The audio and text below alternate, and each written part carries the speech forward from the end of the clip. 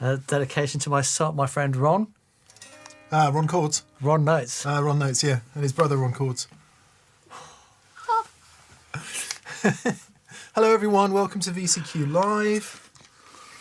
It is I, Mick, and it is him, Dan. Indeed, 'tis. Here to give you... Tis wit. Enjoyableness. Mute. There's the usual sucking of teeth and making sure everything is on and asking questions such as, can you hear us okay? Hello from Emporia, Kansas, says EC Painter. He's an easy painter. And Curtis R is on from Kansas City. Hello, Curtis. Mickey Settlemere. Cheers, Dan and Mick, at that pedal show. Well, cheers, Mickey. Cheers, Mickey. Hello from Evansville, Indiana, hometown of Andy Timmons. Aha. Oh, wow. I always thought he was from McKinney, Texas, but I guess that's just where he lives. That's where he lives, yes. Yeah, interesting. The thumbnail doesn't show for me, says Robert Payne. Is everything okay? Well, not sure, Robert. Who knows? We might have been delisted by the Hot Fuzz copyright police. Right. We need to say a big thank you to...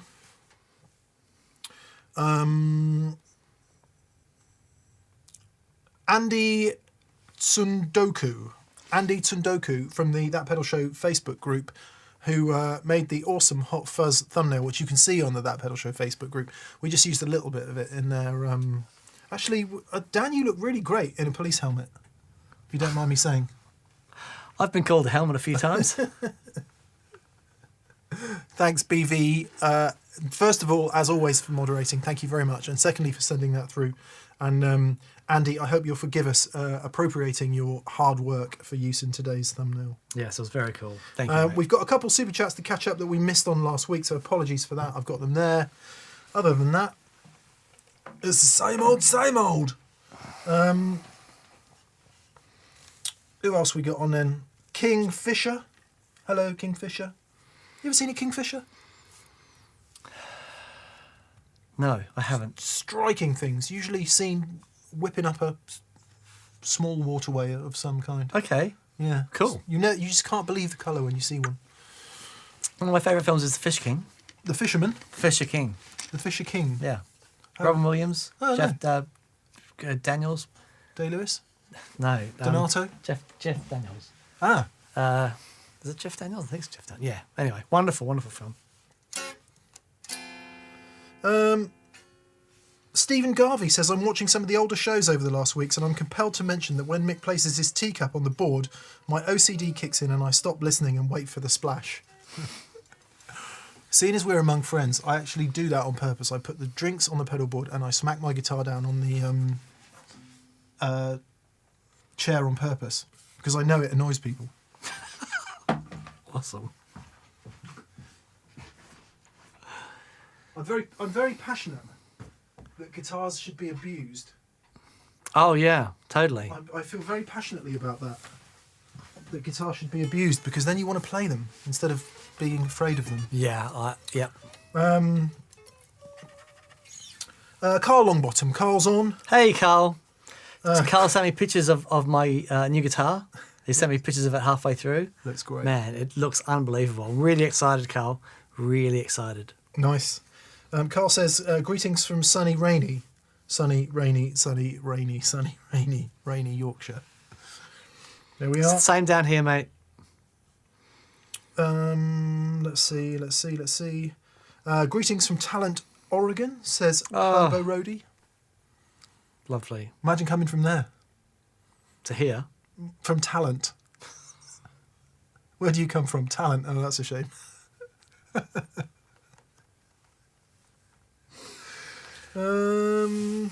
Yeah. Nice. Santa Barbara, California, says Jeff Harvey. Hi. Santa Barbara. Jeff. Gothenburg, Sweden, says Douglas Broberg. Gothenburg, Sweden. Yeah. Göteborg, as I believe. Grapevine, Texas, says the Texan Tyler. Very nice. Malaysia, Dark Cloud. Everyone, look at all these friends all over the world convening on that pedal show live. Spent a bit of time in Kuala Lumpur. Did you? Yeah, it's amazing. Amazing place. Wow. Never been there. Never been there. Yeah. Okay, we're going to catch up on some super chats that we missed last week, so we'll do that first. First one is from James Bone, Bohn, from the San Francisco Bay Area. He says he's got a disaster area Evo. No, we got this. We found this one, didn't we? Disaster area Evo plugs to couple 11 pedals. Can't tell if it's the Mondo causing the hum or the solderless plugs. We definitely answered that. Yep. So that must have been from before. We've got Paul Kylio, actually. He says, regarding wet dry, can you do wet dry with one higher wattage amp using an attenuator, reduce the volume, and the other amp just being a lower wattage amp? Absolutely. Yeah. Yeah, absolutely. Just put the wet stuff in the higher headroom amplifier and the split direct signal into the lower wattage amplifier, and you will be golden. Yeah, if you're running them both clean, you don't need the attenuator either. As long as they're more or less the same volume and the same sort of gain level, you don't need, like if it's a 100 watt amp and a 5 watt amp, as long as they're the same volume, it doesn't really matter. You'll probably have a lot more headroom in the 100 watter, but as long as that headroom relationship isn't too different, you're okay. Yeah. Obviously, as you start cranking that 5 watt amp and it starts to go into overdrive, that's when your attenuator on the 100 watter might make more sense, or just use a master volume if it has one. Yeah. Yeah. Great way to do it. Tim Brand. Hi, Tim. This is a question for Dan. If my super reverb runs at 2 ohms, is it damaging to have my aux box connected at 4 ohms? It's my home studio and I run it like that all the time, and I'm a bit worried. I mean, really, it shouldn't do. You've got when you look at the impedance mismatch there, the valves are able to take a lot of that. It should be fine. I mean, the best thing though, talk to your way about it. If you've got a 8 ohm cab going to a 16 ohm or a 4 ohm, 8 ohm amp with a 16 ohm cab or a 4 ohm cab, generally that's okay. It's just, everything says it should be fine. I would just say to Universal Audio, without knowing exactly how they're doing their loading, just say, hey, is this okay? But I'm sure it'll be fine. The horse's mouth has indeed spoken. Bit dry. Scott Grimes, Ottawa, Canada. Hi, Scott. Stourbridge, says John Pardo. Kansas City, Curtis R. We had him. Good, right. I used to live in Talent, Oregon, says Milton H2O. Would love to get to Oregon. Get amongst the pines. It looks so beautiful. Yeah. I don't know. Oregon's north of California, is it? It's in the US somewhere. Yeah. That's as much as I know. Or maybe across. All I know, there's a lot of really great pedal builders in Oregon. Yeah. Would be great to get out there. There's an excuse to get out to Oregon. Nice. Yeah. Why not? Good mountain biking now, I believe, as well. Let's see. See if there's a tour happening in the US we might be able to get on the back of. Imagine there is if there's a tour happening in the US and that we got on the back of. That would be pretty cool, wouldn't it? It'd be very cool. LC Vol 73 says, hey guys, love the content. Would love to see Mick do a vlog on his playing style and influences. SRV Hendrix influences here too. How do you both approach playing in practice? I would second that. I would love to see Mick do a vlog Dan's been on that pushing as me well. to do that all the time. I know I play like that, and I know that's my thing. But I am really trying to get away from it. And so when we do something like last week, when it's all full of that, then I revert to type, and it's awesome. And it is good fun. But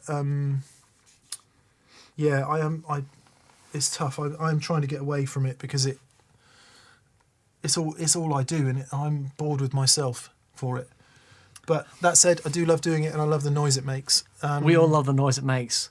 Yeah. You should do it because I would like The to trouble see is, it. when you do anything like that and you say, "Oh yes," and here are this is this, you get all the internet Nazis Right. descend on you and tell you how you're doing it wrong, and it's Oh, like, okay. "Hey, come on! I never said I was doing it right in the first place. All I was saying was This is how I do this it. is how I do it." Yeah. So anyway, blah blah blah. We've done enough of that.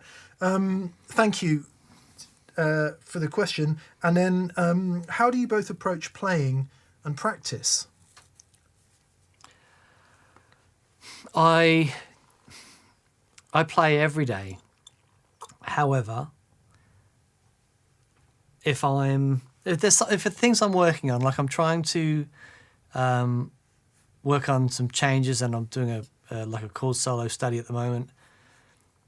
I've just got to find the thing that I'm really into. It's really hard. If you're busy, like most of us are really busy, it's so hard to find time for practice if it's not something that you're really into. So find something that that really, lights a fire on you. And like I heard the Word According to Garp. I heard that version of Never Gonna Be Another You, and it's just so beautiful. And I found this change in it. A quick tangent. So Cool. There's a section in that song. Someone new. Is that a 2/5? There's loads of 2/5s. Yeah. Minor, major 2/5s all the way through it. And then it goes, now here, you get this G major, which is the 4, and then normally you get this thing, the G minor back to the 1, but it goes G major 7 to a. Oh, Isn't that beautiful? It really is. And and that is a basically dominant 7 flat 5 or a Lydian dominant. So you get this major 7 over. I was like, and so that I've heard that and it just floored me. So I've been looking at those changes, but it's because it's something that it really sparked me. So I get up every morning and just play around with that. I'm a lot less regimented about getting up and going. Yeah. I find nothing in that. But if I find something that really sparks my interest harmonically or whatever, I find it really easy. I still get excited to wake up in the morning and grab my guitar and play. When I find something like this, it's like all I can think about. I'm the polar opposite of that. As a really weird. This is going to sound totally weird. I don't actually enjoy playing the guitar. Playing the guitar for playing the guitar's sake, I don't enjoy it at all. I don't enjoy that. What I enjoy is the feeling of playing guitar. So I enjoy playing music. Yeah. And I enjoy the sensory experience of playing the guitar. Yeah. But in terms of where do I put my fingers, I don't like that at all. And that there's a bit of interesting psychology there. I've rejected that because I've never allowed myself the time to get better at it. And so now I have the superiority complex about it where I feel inferior as a player and I come up with excuses as to why I don't like it. That's So fascinating. Everything I just said. But see, what's really interesting to me about that is, I know the you find psychology it of that this is difficult for you but you're so good at it. And when I hear you play, like your time feel, and when I hear you play, even just some of the lines you play, it's like, and where you put your fingers, it's like, how do you do that? And so there must have been a point where you sat down and gone, okay, this is how I do this. Yeah. So I get like maybe 2 or 3 things a year or 3 or 4 things a year where I go, I really want to do that. So doing the in and out pick thing with the pick is one. And then Simon Jarrett played a couple of licks and I half stole as much as I could steal from them. But that's all I'm talking about. Finding that thing that's like, oh, that's awesome. And then you'll sit down and do it. I mean, I'm exactly the same. But I never do it. I mean, rare that I'll do anything for more than like 20 minutes. Right. And I don't know why that is. There's an interesting bit of psychology there. But where my biggest, I mean, you know how it is as a guitar player, right? No matter what level you're at or wherever you perceive yourself, you plateau, then you discover something, then you plateau, then you.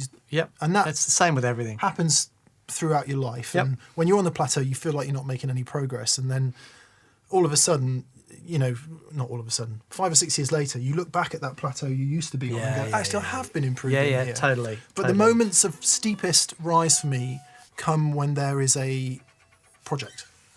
So, for example, if the TPS band had to learn a bunch of songs for a run of gigs, when we went and played with Joey and we had to learn that stuff, and maybe it might be something to do with so many years on magazines where I didn't do anything unless there was a deadline. And the most intense work happened in the shortest possible time before the deadline. There are so many parallels. I never started a project for school until the night before. Yeah. I think through my whole school, and I'd always pass, and it was like, I'm always going to pass. So, we had a project where we were supposed to dehydrate flowers and stuff and hand them in for science. And night before, got some flowers, shoved them in the oven. Yeah. Awesome. Done. Yeah. Dehydration with a little help. Yeah, and I think there's an element of that, maybe it's sort of your personality, but being forced to do something, I find, and being under pressure to do it is where I gain the most learning. And that's guitar, it's software, it's it's everything. Yeah. And I don't have the discipline, or at least I choose not to have the discipline to do it at a more measured pace, which is to say that I reckon if I'd have been more studious as a player for the last 30 years, I'd be really good by now. We all say that, though. We all say exactly, that. Exactly. So there's no point looking at it like that. So practice, all of which this massive tangent. Sure, maybe there's some things that you do want to practice for practice sake, but all of my learning has come from playing. Sure. So if I don't practice string bending, I did 200 gigs playing Albert King and Stevie Ray songs. Right. And that's how I learned string bending. Do you mean... Exactly that. Anyway, sorry. Long answer to a very simple question. And thank you for the question. Right. Brian Garcia says, I've got an idea for a new TPS spin-off show based on the preview pick. D&M Tone Patrol. Great show on Fuzz. As always, keep up the great work. Thank you very much, Brian. Mate. Jacob Bartelt. Jacob Bartelt says... well done for catching that. I didn't get that. Well done. Yeah, Jacob's been on a few times, actually, this week in the comments and stuff. I think he was on Super Chat last week as well. So, hi, Jacob. Thanks for being with us. He says, what amp under $1,000 would you add to run a wet-dry rig with a Fender Blues Junior? His pedals are a Cali 76 compressor, Argo Octave Fuzz, Gladio Overdrive, Ryra, Harmonious Monk, and a Future Factory from Free the Tone, and a Walrus Audio R1 Reverb. So wow, they're very nice. All of those choices would be stuff that you would see on TPS and you'd see lovely. You'd see us using regularly, probably. That's lovely, Jacob. Okay, under $1,000.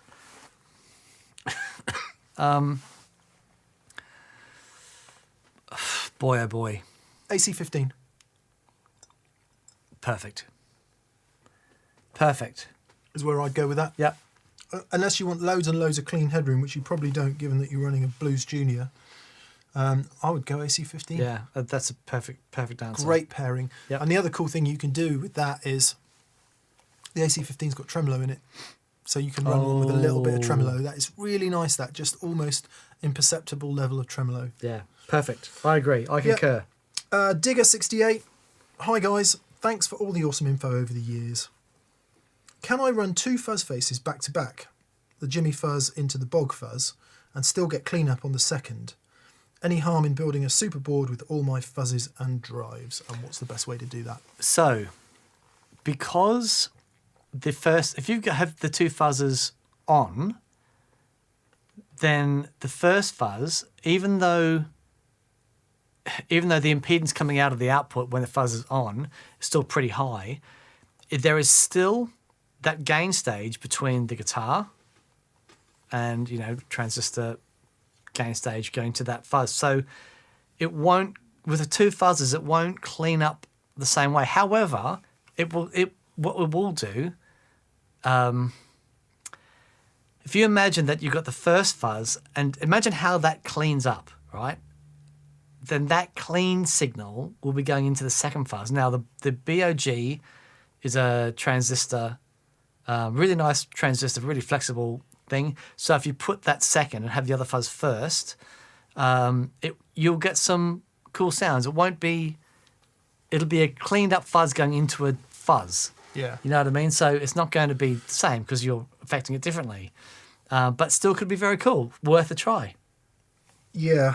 You could, if you employed some kind of true bypass loop switcher, you can isolate each one so that the pedal is more or less seeing your guitar. Yeah. That would be one way to do it. But if you want to chain them up, what he said, good luck. And again, Digger68 says, not trying to clog up Super Chat, but suggestions for a wet amp to go with a mini Dirty Shirley. Oh, nice. I'm currently using an Egnator tweaker set up to sound like a Vox, but it's not really cutting it. What's the best way to set it and pedals? Well, that's a big question. It's a big question. And so, because we had the limitation of budget on the one before, I would say... So the Dirty Shirley, what a cracking amplifier. If that's the sound that you like, but you want more headroom with that, so you're looking at like a 50-watt plexi, more traditional without so much gain in it, if that's the sort of shape of sound that you want. But if you want to go something completely different, as in a different sound, something more Fendery, maybe the Imperial Mark II. Oh yeah, Tone King, that would go Tone well. King would be... Really depends how you run the Mini Dirty Shirley. I think it's got 3 modes. I think it's got like a plexi type mode, like a vintage plexi type mode, and then in between mode, and then like a B100 high gain Friedman thing. So when you choose your amp to run wet dry with it, you probably want to be thinking about something that has a similar gain range. So if you're running it in the vintage plexi type gain range, then what Dan just said makes a lot of sense. I mean, you should be able to get the Egnator to work pretty good. Yeah, but the Egnator, if it's set up Vox style, because the Egnator stuff, I mean, the preamp stages and those things, they sound so beautiful, but if he's trying to cop a Vox thing out of it, the way that the Vox, the openness of those amplifiers, they don't. Yeah, if you think about the normal channel of a Vox AC15 or AC30, it's going through half a gain stage, half a valve, I should say. Yeah. You know what I mean? It's so simple. It's so pure and direct, and that's the magic for me of the Vox sound. I think there's quite a bit going on with the Egnator stuff. That sounds amazing, but it's not going to give you that clarity. So if that's what you want, I mean, boy oh boy, have you tried Matchless?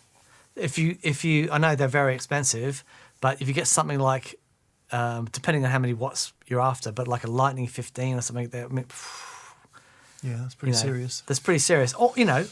Or an AC30. You're asking the best way to set it in your pedals as well. As a very general point, if you've got the amps overdriving a lot, if for example you run your Mini Dirty Shirley with plenty of gain, then it's more problematic to get things like clean sounding delays unless you use the loop. And your overdrive pedals, what they're doing is they're shaping the texture of that amp gain rather than being the pedal by itself. If you're, it's often said that a good pedal platform amp, even though it's not a necessarily helpful term, is one with a bit more headroom and a bit more cleanliness. So if you're running the Friedman with load of gain, at least try just to back off some of that gain. Maybe go back to the vintage plexi mode and use your pedals to generate a bit more gain, or push the amp further into gain, because dialing it back from like a really brutal B100 sound is going to be tough. Yeah, totally. So maybe try less gain in the amps is what I'm saying. Yep. Roger Fisher. Hi guys, first, thanks for helping me rediscover my love for the guitar. I've recently added a Vapor Trail, Seymour Duncan Vapor Trail delay. Nice. And a Strymon El Capistan. Any tips for combining these or other analog and tape delay type pedals? So a good tip is to always put the digital delay after the analog delay, because the digital delay is going to have a lot more headroom. The analog delay, certainly at longer delay volumes, is going to get a lot crunchier. and the repeats, that repeated sound is not going to have the fidelity. Even though it's a tape simulation and all that sort of stuff, it still has loads of headroom. So what you'll be able to do is create those textures with the analog delay and then recreate that fairly faithfully with your digital emulations after that. If you put it the other way around, what will happen is you get this lovely tape delay sound, but then that will start crunching when the analog delay starts doing its thing and starts, you get lost in the repeats. The easiest thing to start with, try it both ways, but start with analog delay first, and then your longer digital delays after that. Yeah, fair to say a shorter delay first and a longer one afterwards. Yeah, I mean, that for me, it's less about the shorter delay and the into longer delay works great. But if what you're after is just a couple of different textures, I'm still thinking still analog into digital, because the digital stuff will retain a lot of the character of the analog in the repeats of the digital stuff. Yeah. But the other way around is quite tricky. The other thing is also analog stuff is wonderful for slapback. Yeah. Wonderful, because the shorter the delay time, and you are increasing the fidelity in those repeats. They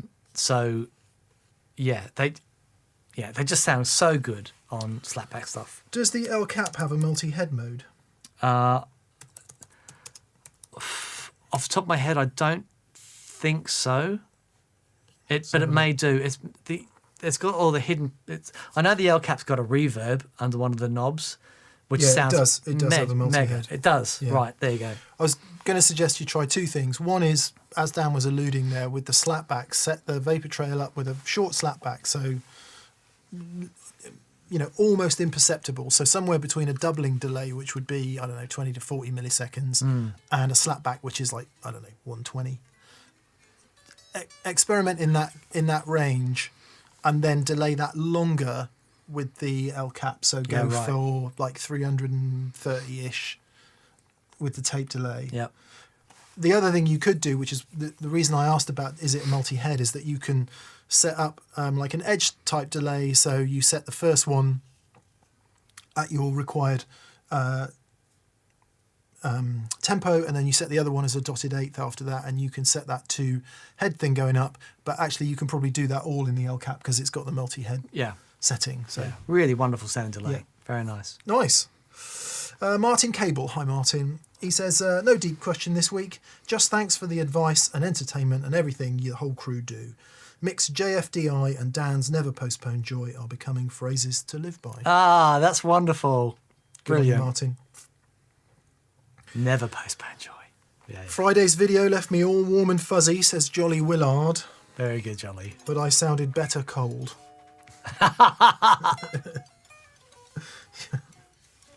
Thank you, Jolly. George Radcliffe. Many thanks for your recommendation of the Thorpe Camouflage. Exploring its sonic range is endless fun and inspires me to play. It's such an inspirational thing. And that was, that's what I connected with as soon as I started playing it. It just had that, it doesn't sound exactly like a Mistress, but it had that thing where I just wanted to, the sounds that I was getting out of it just really connected with it. It was so wonderful. Yeah, magic thing. It really knocked it out of the park. It's dangerous to reduce these observations to analog and digital comparisons, but there just does seem to be something about analog modulation. Yeah. I don't know what it is. It's so interesting because if you think about you're still mixing in a dry signal with an affected signal. You've got to have...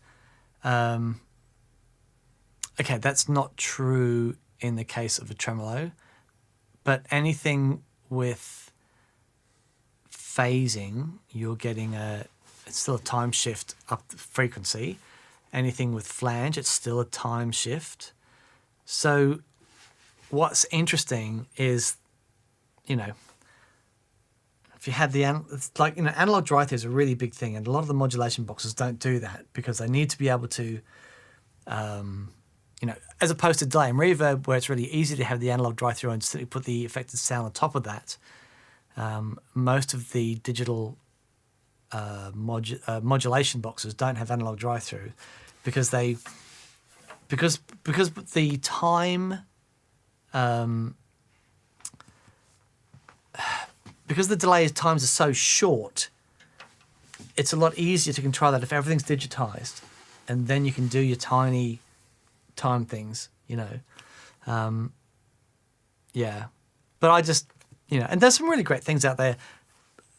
However, if what you've played is, and you love vintage analog modulation stuff, once you've played that stuff, boy, it's hard to, not. David Harrison, hi David. He says, I've got a kit 16 ohm Captor X, 2 notes Captor X, and I love cranking my AC10 into headphones after the kids are in bed. Nice. Fender amps only seem to have 8 ohm out though. Would an 8 ohm amp still sound awesome into the 16 ohm Captor X? It'll sound different because you're loading it differently. Yeah, we've done a show on this before on, so have a listen, and you there are definitely differences there. Yeah, in terms of is it safe to use the 8 ohm amp into the 16 ohm Captor X? The 8 ohm output of the cab will drive the 16 ohms, and you're going to get the what do they call it, the voltage sag on the valves. Sorry, this term has eluded me. So mismatching that stuff generally is fine, but again, I don't know how the Captor X do the loading and stuff. So I would always say, when you're talking about specifically about a product like that, always get in touch with their tech team. Yeah. Tell them the product that you've bought of theirs and the amp that you're using, and make sure that you get the okay from them. I'm amazed that it's fixed impedance.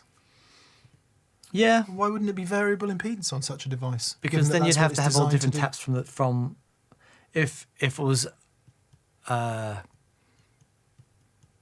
depending on how they're doing the load, you'd have to have all different taps along the thing. So yeah, loads of stuff in there. There is. It's amazing. More power than sent the men to the moon. So surely it can't be that hard. A few more resistors. There are ways to do it. There are definitely ways to do it. Sorry, I'm being deliberately facetious. Albus Band, Aaron, hello. Hey, Aaron. Happy Bun Day. Just thought I'd send some love your way. Hope you're all well. Cheers, mate. Thank you. Hope you're well, man. David Scott. Hi, guys. Just got an original series Thinline telly. I'm interested to hear your thoughts, especially Dan's as a telly fan. No offence, Mick. None taken. Original series? Is that American original, perhaps? Let's see. Let me have a look. Or do you mean one of the original ones from the 60s? Yes, they do an American original 60s Thinline Telecaster. Yeah. Oh, okay. Fender American Originals. Okay. Yeah, nice. Yeah. Seafoam green, 2-colour sunburst. Very nice. Very, very nice. Oh, wow. Look, the most important thing with those guitars, for me, is that if you've played it and you like it, like, you go into shop, and even with brand new guitars, you play 3 of them and one of them will speak to you. And if what you've done, if you've bought that guitar and it's been delivered and you pick it up, you play it and you go, guitar is amazing, then it's job done. Thin lines, I've always loved them. The fact that they are, what do you call them, semi-hollow with the F-hole? Yeah, I mean, there's hardly a cavity in there very much. Right. I mean, people say they do. It does make a difference. Yeah, what do you call it, 325? A semi-acoustic. Semi-acoustic. Yeah. Right. I think you're pushing that with a Thinline telly, but what would you call it then? Chambered. Well, no, it is. It is a semi-acoustic. It's semi-hollow. It's all of those things. We should get one in. Okay. But you ever I've owned one? always loved them. I've always loved thin lines. Yeah, really magic sounding guitars. Have you ever owned one? No. What did I have? I had the other guitar player in the band. I had this amazing original 70s black thin line, best rock guitar I've ever heard. 2 Seth Lover wide range humbuckers, and he had that going into Marshall JCM 900, and the sounds he would get out of that thing was just unbelievable. We should get one in. Yep. I'd like to engage with one. Yeah. Okay. I did, but the one that I did, we found at Toe Man, and I wanted to get it, and Paul David's got it before me. Magic guitars. Enjoy that, David. Johnny Headland, no question from you, Johnny. Hopefully we'll get that through. We have had one from someone who missed. Peter Glasby, super chat. Peter Glasby. So, Peter, when we get to you, the question is, hey, Sultans of Schwang. Nice. I'm looking to swap out the pickups in my gold top Les Paul for Lola P90 humbucker size. Do you have any experience or guidance in using them? I love the LP, but I'm a single coil guy.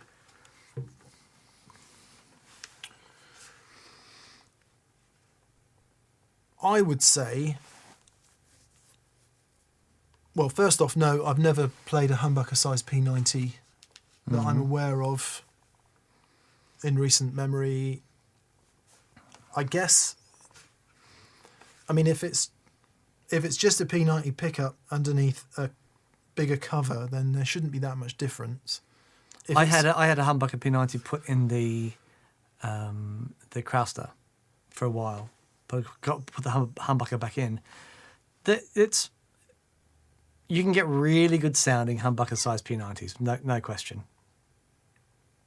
Yeah, and the Lola one's going to be good. Lola ones are going to be for great. sure. Yeah. I would just say, depending on what's in the Les Paul currently, if it is, like a modern Gibson. Okay, massive generalization coming up. I shouldn't say this, but I'm going to.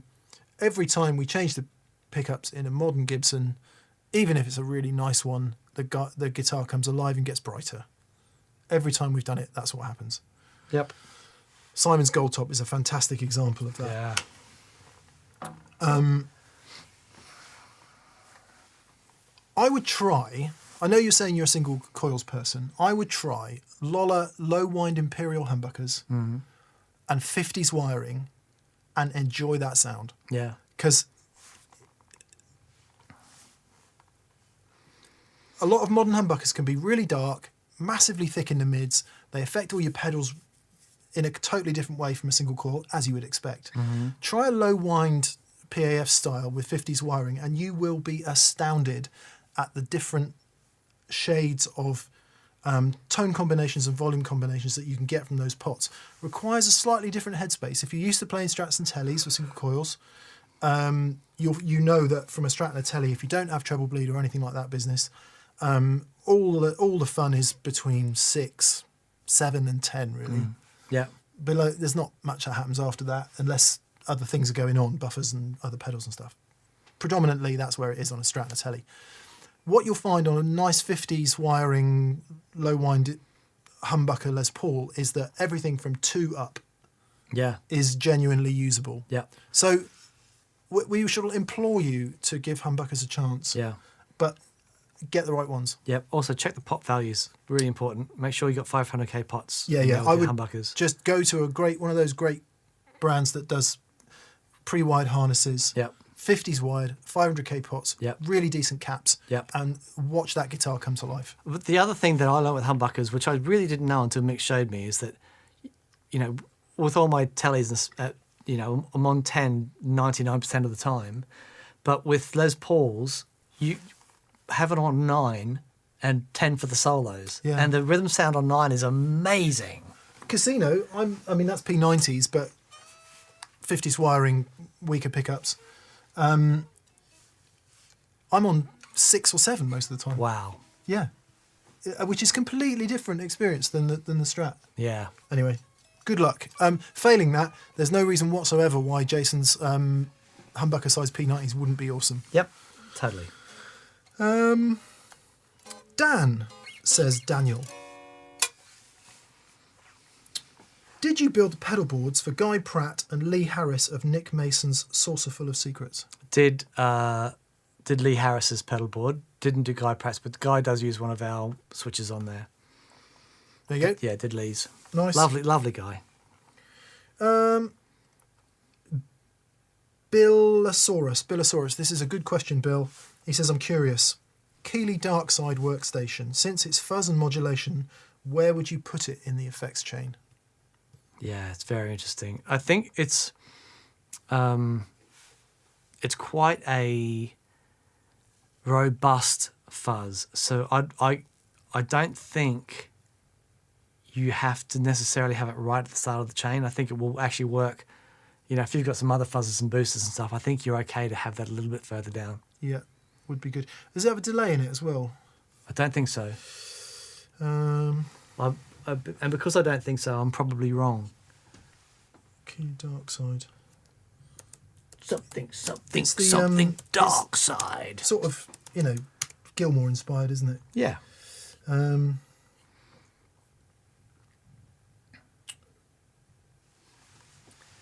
Oh yeah, fuzz and modulation. So it's just 2, not 3. For some reason, I thought there was something else in there as well. Maybe there is. As we discussed in our fuzz video from a couple of weeks ago, in addition to trying what Dan just suggested, you could put it at the front of your chain, because one thing we discussed was Yes. fuzz first, then your wobbly, and then what's great after a wobbly is a bit of overdrive Absolutely. Great shout. to simulate an overdriving amp. So you could happily put it up front. The question presumably comes from the fact that most of the time it's suggested that you put your modulations after overdrive. Yeah. But in the case of a vibe effect, or indeed an analog chorus or something like that, they can be just as nice, or in fact nicer in some cases, A lot of cases, yeah. depending on your taste, before overdrive. So Yep. put it up front, run everything after, and see how you get on. Very good. I feel like we're being efficient. Are we being efficient today? Well, not really. No, great. Kind of. I'm going to have to just do a quick check, actually. Okay. Yeah, I think we're doing all right. We're good? Okay. We need to finish relatively on time tonight. Okay. John Hubbs says, hello from outside of Philly. Hello to Philly. New guitar day. After work, I get to pick up my very first telly, a Road-worn 50s Vintera in blue. Nice. Both of you are to blame. Very so here is some nice. beverage money. Very nice. Cheers well and done, thank mate. Enjoy it. Yeah, hope you Great enjoy guitar. That'd be good fun. Give it a, I don't know what you play now, but if it's your first telly, there's not much that beats that. Into a slightly overdriving amp, bridge pickup, Dan will disagree with me, tone knocked back to about 7 or 8, open G chord. Just leave the tone up. Leave the Dan tone says up. leave the tone up. And So go. tone to taste. But there's no other guitar that does a rock and roll, open country rock G like a telly. No. Love it, mate. Well done. Good. Enjoy. Leon Barron. Hi, Leon. He says, an ale for your thoughts. Dan and I both stopped drinking ale, actually. Yeah.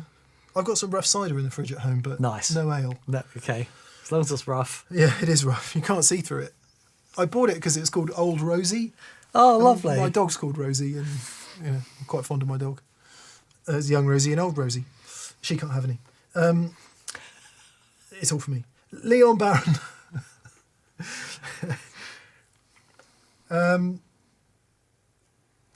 Okay, this is a great question. What do you guys think is important for the ultimate rig that can go from clean to mean with the guitar volume knob? Thinking about pickups, amps, and caps. Pickups, amps, and Caps. caps. I guess he means capacitors Oh, okay. in terms of what's in the guitar. Oh, right. Okay. I'm going to say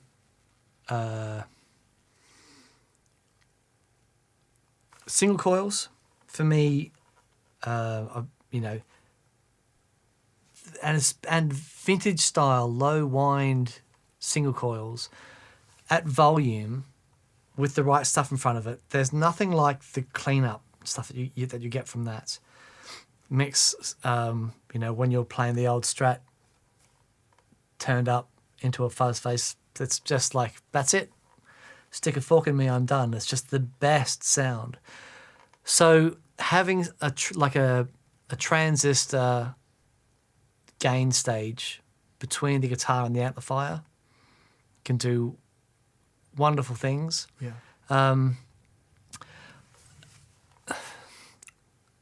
If you look at someone like Phil X and his clean sound, he'll have his amps cranked, he'll have his pedals set up, but his clean sound is then just the vibe. That's it.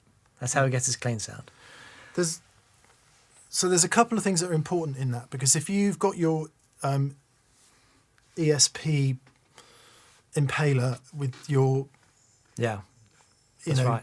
double dangerous bucker into your Friedman BE100 cranked, nothing's going to clean up. No. Nothing's going to clean that up. No. So, first of all,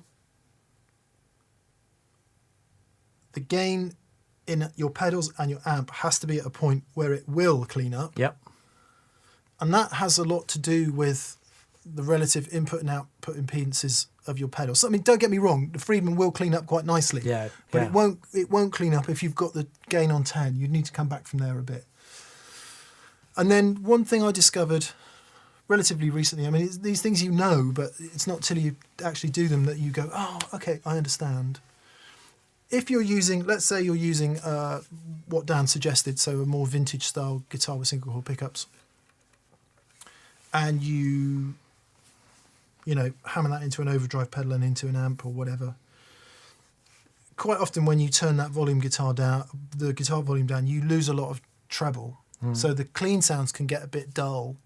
And one way to combat that, of course, is a treble bleed mod in the guitar, which you may or may not want to do. A completely different effect is when you add a buffer into the chain, and that's what keeps it clean when you turn it down, especially into something like an old Marshall and indeed Fender amps. So when you say what's essential, for me, I would totally agree with Dan. A more vintagey style guitar, whether that's like a Les Paul with PAF style pickups or P90s. 50s wiring in any Gibson guitar is key, really important. And on a Strat or a Tele, just as it is, but then making sure there's some kind of buffer on your pedal board that's on when you turn down for your clean sounds, and that'll keep it sparked. Yeah, and that buffer could be the overdrive pedal. Like, for example, Andy Timmons in the Blues Driver, that Blues Driver is his buffer in that signal. And his clean sound, man, just something else. Can be counterintuitive to think that, your clean sound, you want your overdrive pedal on, not off. Yeah. And you want the guitar down. So, yeah, that's where we go. As Dan said, doesn't get any better than a Strat, Crank, Marshall and Fuzz face. That clean sound is clean sound for days. But it's not the kind of clean sound you would associate with, I don't know, modern metal. When they go to the middle 8 and they add all the chorus to it. It's not that clean sound. No. Good luck. Yeah, good luck, mate. Daniel Ineichen, or Ineichen, or Ineichen, or Ineichen. Ineichen. Daniel from Switzerland. He says, "Hi guys, here's some money to get you a couple of beers. Oh, Thanks you. TPS and greetings to all." Lovely. Cheers, Daniel. Here's a £5 towards Dan's trip to the opticians after burning his retinas out in Friday's video, says Kyle Harkus.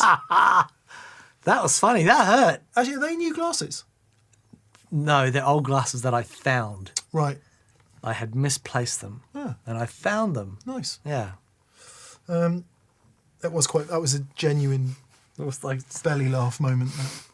what an idiot. The Great Dell says, "I'm considering a Bacchus Duke Les Paul shaped object, but they're made to order. I have to wait a year. What if the one I get is a pig?"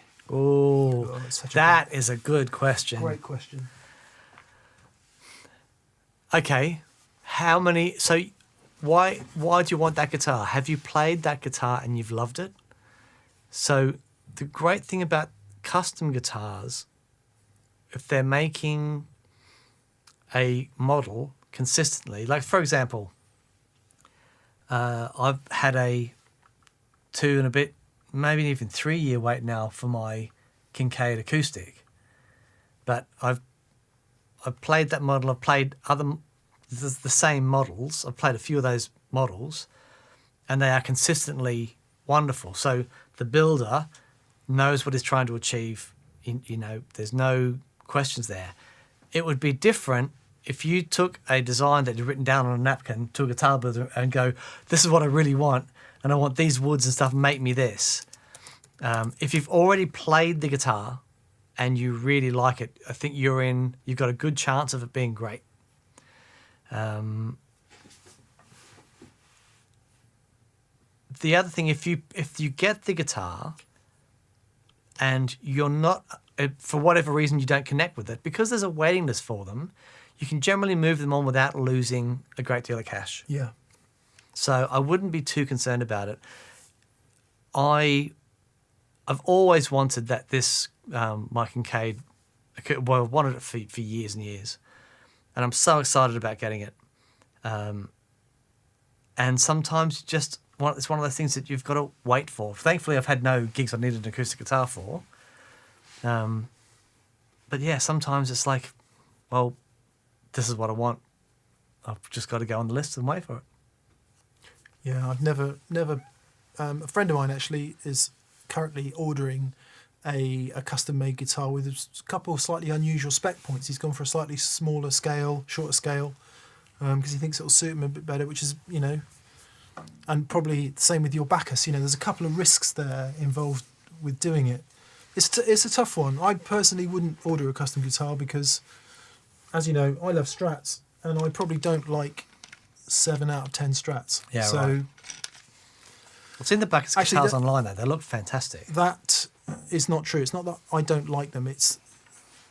There are things about Strats that I really like in the 3. That totally. That somebody else might prefer the first 3 and I'll prefer the last 3. So it's such a personal thing. But from what I see of Seth Backus's guitars, they're pretty special. Yeah. So, actually, and because he's because it's a really well-known builder, it's not as if that you're going to be lumbered with a guitar by Derek at number 76. Yeah. I don't think you're going to have didn't put neck on straight. Exactly. Yeah. Good luck. Yeah. Good luck. Semi-cryptic message from Sonny Allen. Alan says, Butters. Sorry, Dan. Note on nerves / red light issues. Tell the story. That's all. Don't play. Tell the story. Book. In a game of music. Get it.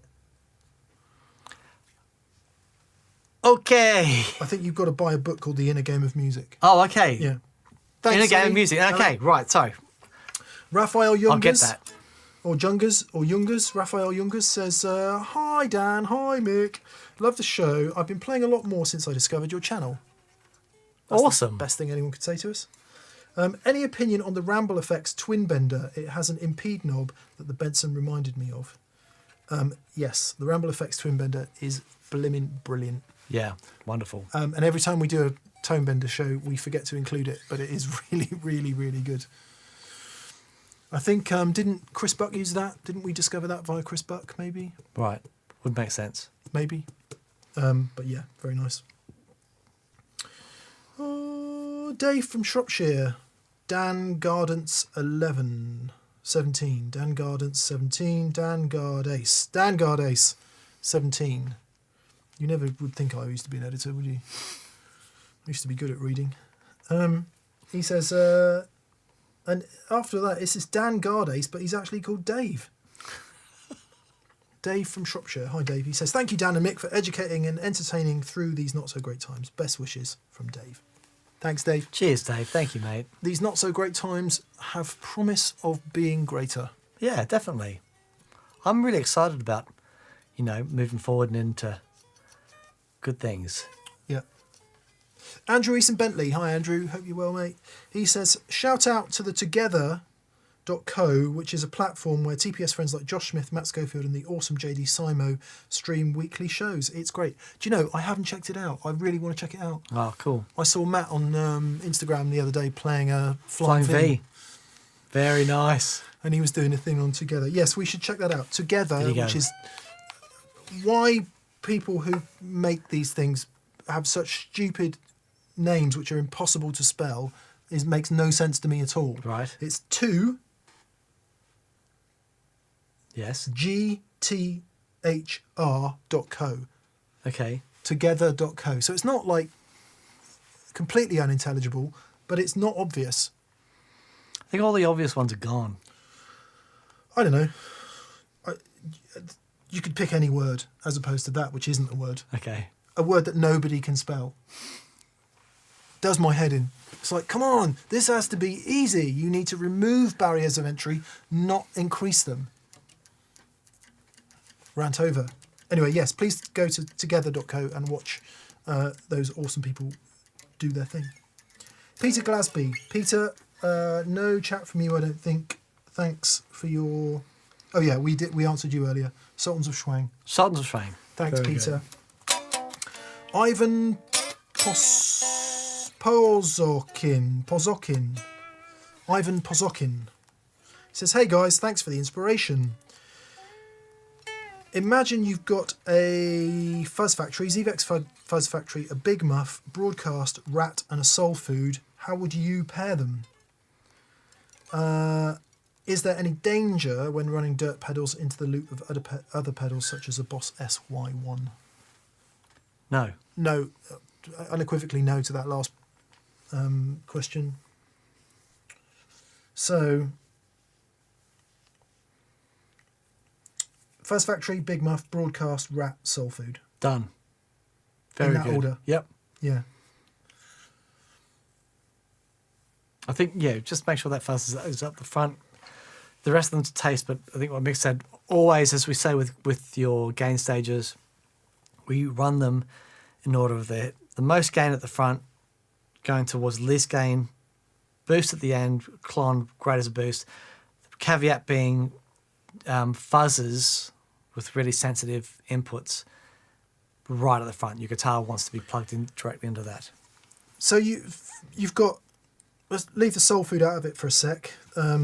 Mid-humped clon style thing, so I would always put that at the end. But what you've got there, you've also got like a Rat and a Big Muff and a Fuzz Factory, all of which have utterly glorious gain. Yeah. So really, time-honoured gain tones. The Broadcast will do a fantastic gain as well. Yeah. But what it also does, it's got huge headroom, the Broadcast, if you want. It might be worth sticking that on the end. Running it at 18 volts. Yeah, get it boosty. And then just using that tone cut knob. Because what happens is when you stack all that heavy gain into it, the bass starts to get overpowering, you start to get woolly and fizzy, and you can lose some cut. You could use the Broadcast on the end as kind of an always on, or not even an always on, but at the end, and just tame some of that bottom end out, especially out the Big Muff. That's a nice idea. Might give you a bit more clarity and might be something fun to try. Plenty of gain there, though. Hello from Boston, Massachusetts, says S. Crawford Music. Hello. Friday's show made me want to get a Silicon Fuzz face. The cumulative effect of hearing Mick play a Strat through a fuzz for years has finally converted me. Cheers, fellas. One at a time. Sorry, more than a feeling, Boston. Oh, nice. You know that? Hasn't that got the highest male sung note? Yeah, before the there's solo? a great documentary on that with Tom Schultz. Yeah. And so funny. When he did that song, and he knew the singer, got him down to do the vocal, and took it to the record company, and they're like, "Yeah, great. We're signing you up, go and do a tour." They didn't have a band or anything. They said, they had to go out, find a band like real quick because they'd already sold it as a band to the record company. But he's like Tom Schultz, man. He's great. I've been looking because I want to do that show on The Rockman, and trying to find an original working Rockman, challenging.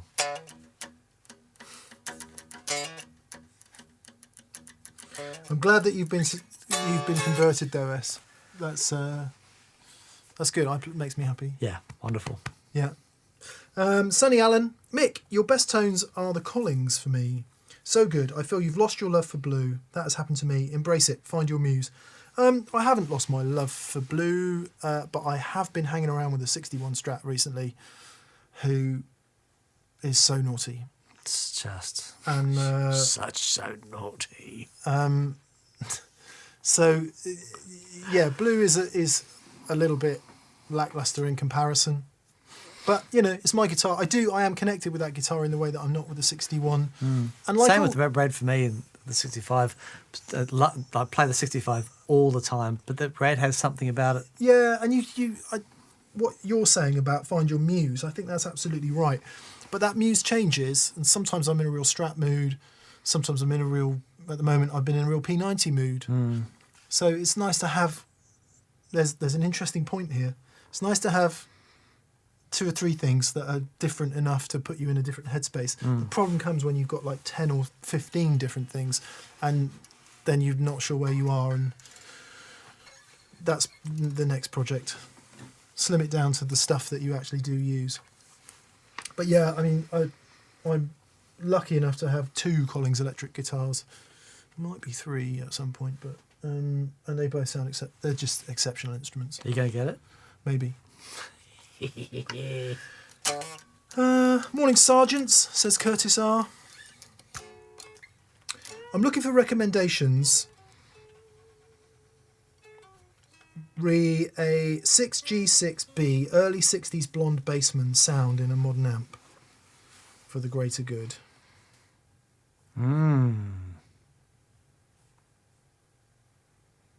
Really tough. That presumably is that transition period. Oh, okay. Where I don't know this to be true, so please put us right if we're not, but you had the tweeds, and then you had the blackface, mid-60s, and the tweeds were one way, and then by the time it got to the classic blackface, it was quite another. And then all that stuff in the middle, like the blondes and the browns,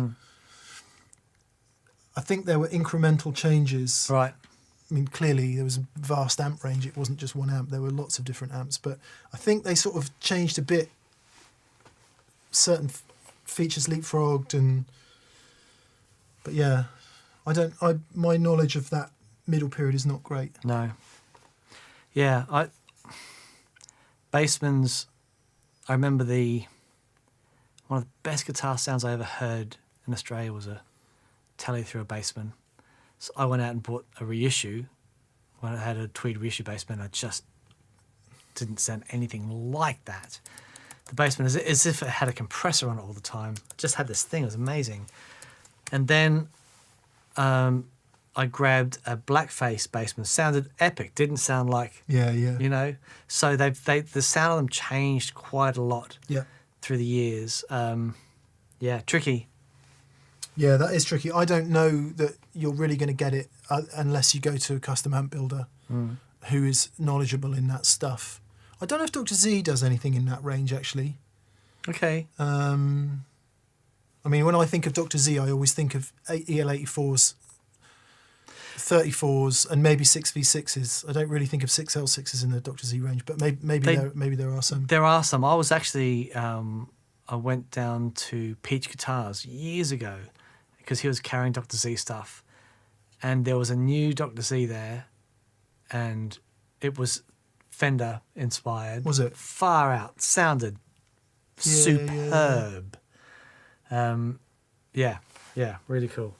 I'm going to turn the super chat off because we need to finish relatively on time tonight. So if you've super chatted already, Sonny Allen, you were last. We will answer, but please no more super chats. So I'm just going to turn that off. I understand the implications of this action. So we'll do everyone up to Sonny Allen. Yeah.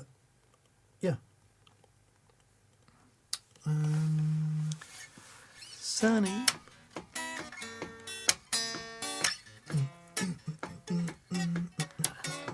Sonny.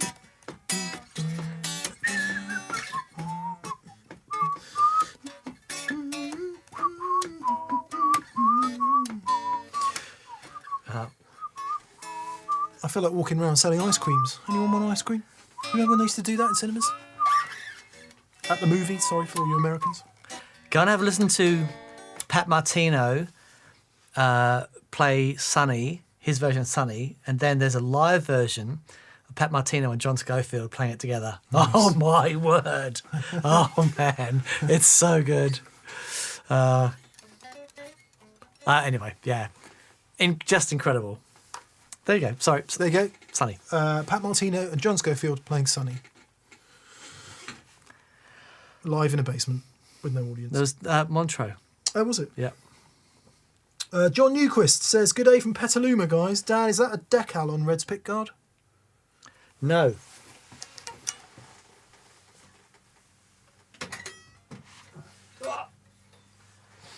So, I've had a few people ask about this, about the cherries. Hang on. Let's see if we can get that in there. All right, no, there we go. My daughter, who is now 16, she'll be 17 in September. When she was 3, she was really into stickers. And she was walking around putting stickers on everything. And I'm in the lounge room, just going.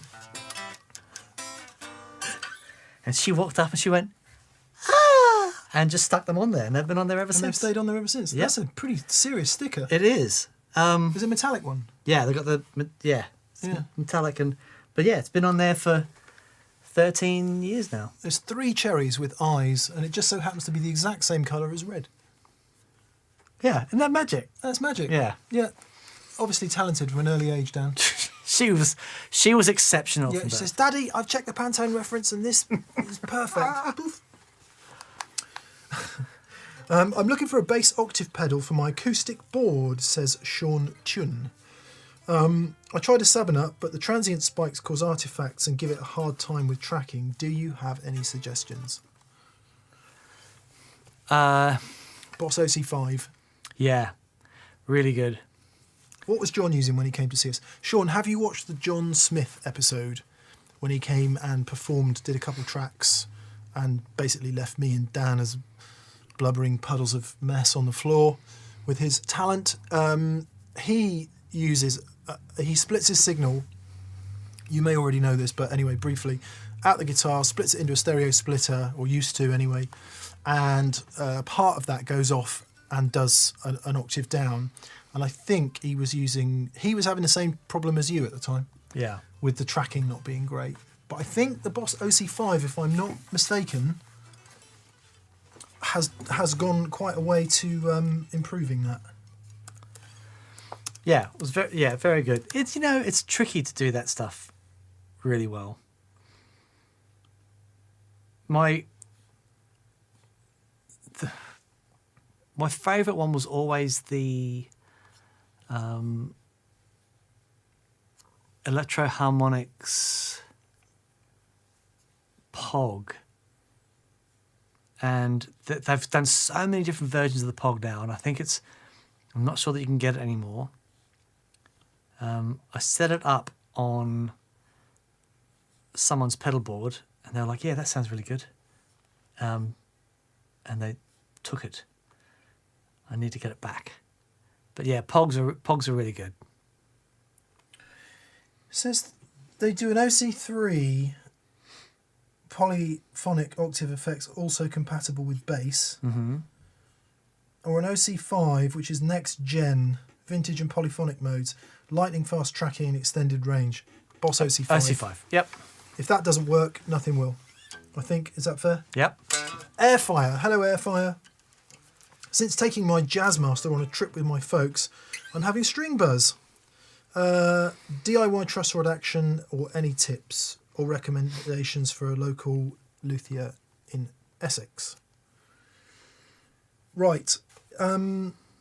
String buzz. First of all, you need to locate where it's buzzing.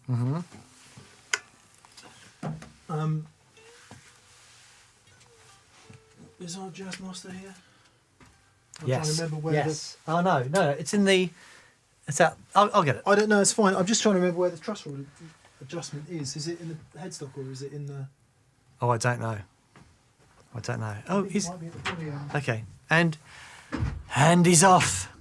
Right about now, he is rounding the barriers, going past the fridge. He's now got the Jazzmaster. He's heading back to the... Oh, he's stopped off to have a nice drink. Yeah, fret buzz. It's... you said you're in Essex. I think one thing I've found about being in England is the weather is so changeable. And, yeah, something that you do need to be aware of. Did you find it? Where is it? Headstock? It's a journey through sight and sound. We've entered the Misc zone.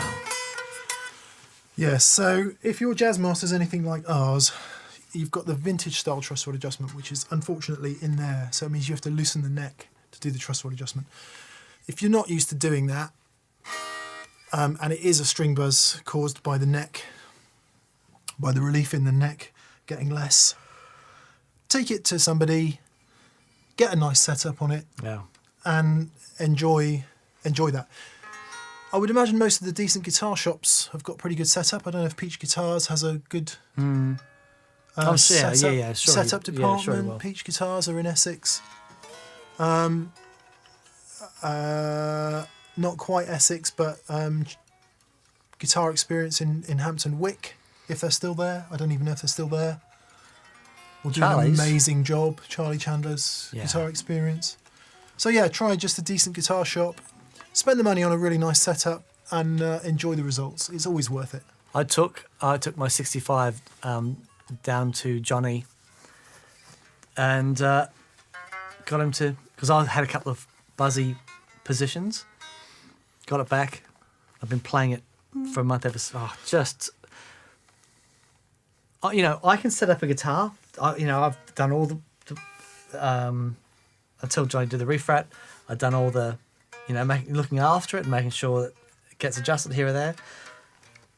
But you get it to someone like Johnny When they really know. Yeah. just Because like it could be a combination of things. Likelihood is, you've said that you've taken the guitar somewhere. So actually, the other thing to do is just play it for a week or so and see if it goes back.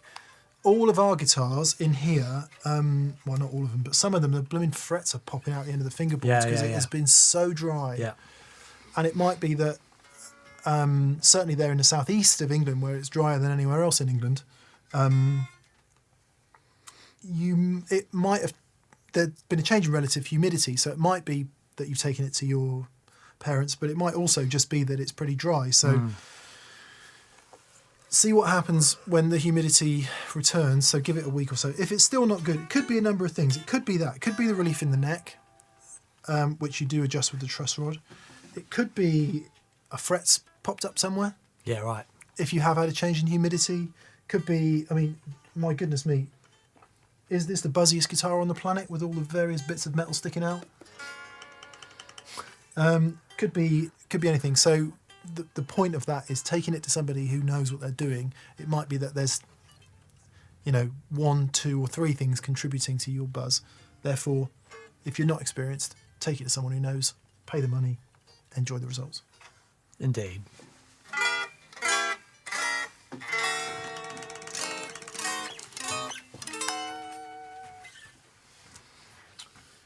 Where have all the guitar stands gone down?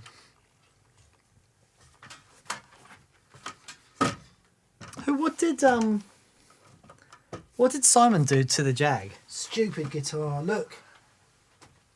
It doesn't have an equidistant. I know. It's a nightmare. That's why I got rid of my Firebird. You couldn't stand it up anywhere. What did Simon do to the Jag? He tightened the tremolo tension spring up and he put flat wounds on it. It feels really nice now.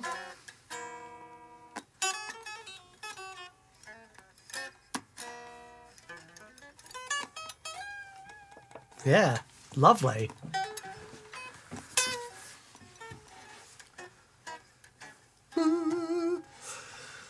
John W777. John says, greetings, gents. 2 quick questions. Are either of you fans of the male Edmondson series Bottom? I think I'm going to come back as a bra. Would be one of my favourite bottom quotes. Yeah, I don't know where you're from, John. You looks like from the US. For people of mine and Dan's generation, the Edmondson and Mayle, ever since the comic strip through the young ones, Yeah. are as important as Monty Python. Yeah, totally. And Bad news, man. I changed that. That was just the funniest thing I'd ever heard. so yes is the answer to that. Yeah. I never got into bottom though. Did you not? No. It wasn't. Complete. Anyway. It was all hitting each other with frying pans and stuff and shovels and Right. just classic idiotic British. So there was a great comment today in the on the YouTube comments going, British humour, the least funny of all. I just replied, Anyway, yes, from me, Dan, not so much. Yes. Okay. And Mick and or Dan, curious how you like to run your Lone Star watts. Channel 2, in a clone, or with drive, etc. Yeah, Dan's not really used the Lone Star. That was my amp for a long time. To be honest, I always disliked the low watt modes because I'd always played loud and I don't want anything making it smaller.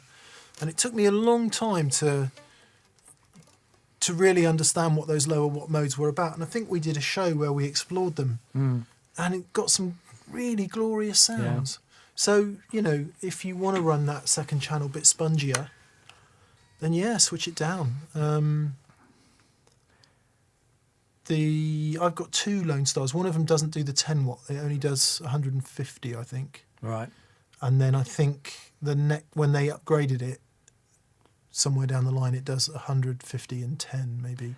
And then the special has a bunch of different selections again. So when you went from when you went from the Twins and then you went to the Lone Stars, right? No, Mark series boogies then. Oh wow, okay. Oh nice. Right. Mark 3s. I had Mark 3s.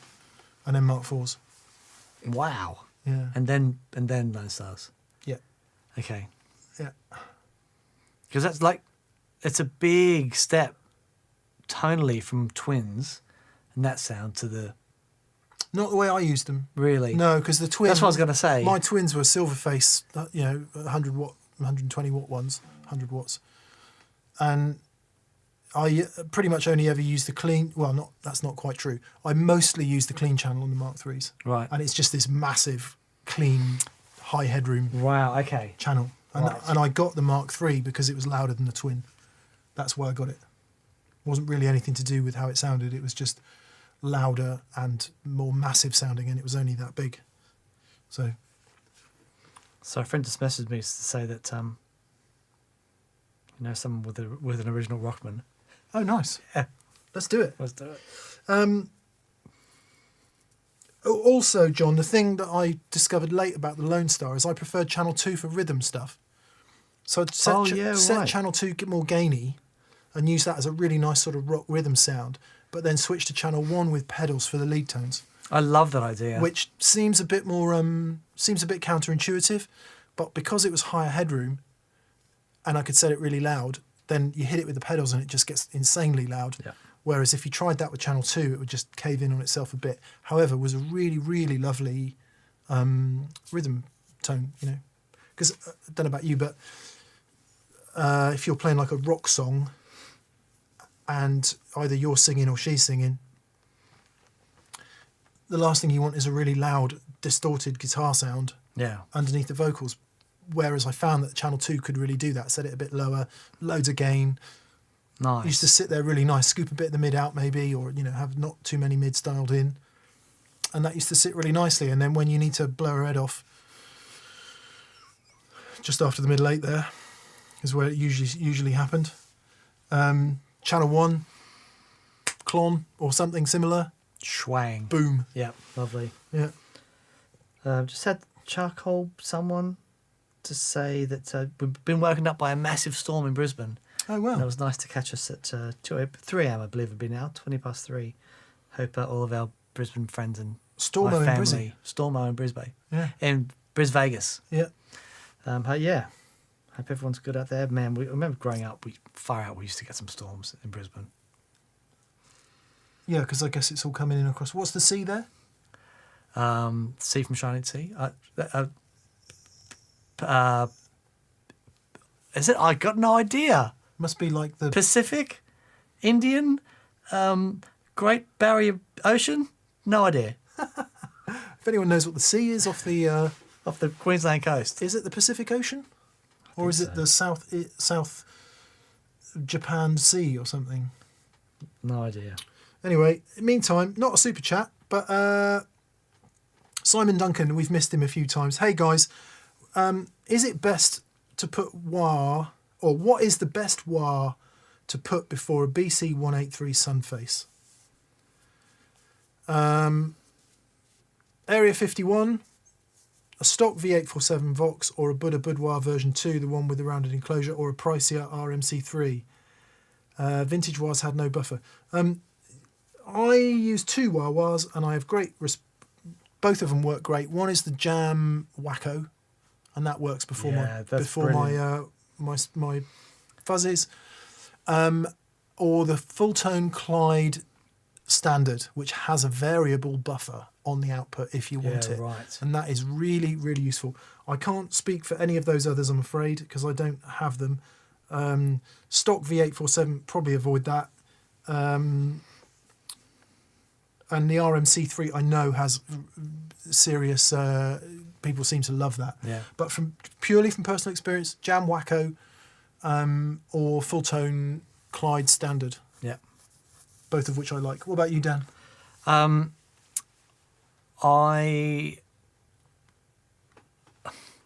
modded a Crybaby years ago.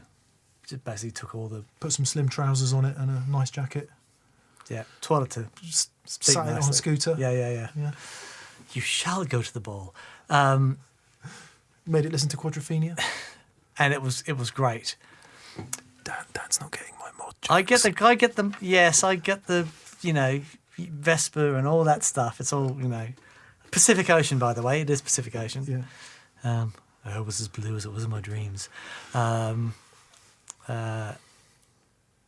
Yeah. So I used that for years, but the Super Quack from Pro Analog Devices, Oh, that was good. amazing. That was good. Yep. And then the Italian wah that Carlos Horacio made was also... Yeah. So Blooming there's a good. couple of really good ones out there, but but off at the moment, if I was going to go and buy one, it'd be the Jam. The Jam, yeah. Just wonderful. It's got wonderful one of sound. those nice filter pots on it as well, so you can just get the sweep where you want it. Yeah. If you want to hear it, not that it's not a demo, but I used it in there when I did my track on the end of the Casino and Gretsch video from a few weeks back. Good luck. Jeffrey Raddick. None of my overdrive pedals give unity gain with the level anywhere close to noon. Is that normal? Am I doing something wrong? Completely normal. Yeah. Don't worry about it. It's all good. My Klon will blow your head off with the volume at noon. Yeah, man. Noon. And I've got other pedals that aren't happening. King of Tone, way too quiet at noon. Totally. Needs to be... 2 o'clock. Yeah. 2:45. Yeah, so don't worry about it, Jeffrey. 17 to 4. Yeah, no problem. What you can do, Jeff, is if it's an OCD thing and you're concerned about it, find the position, loosen the knob off, and then put it at noon, and then you're good to go. If some pots have got a flat bit on, so you might not be able to do that, but most you'll be able to do what he said Yeah. and just reposition the pot at noon to the point where you like it. There you go. There you go. Just blown a load of people's minds there, Dan. You have.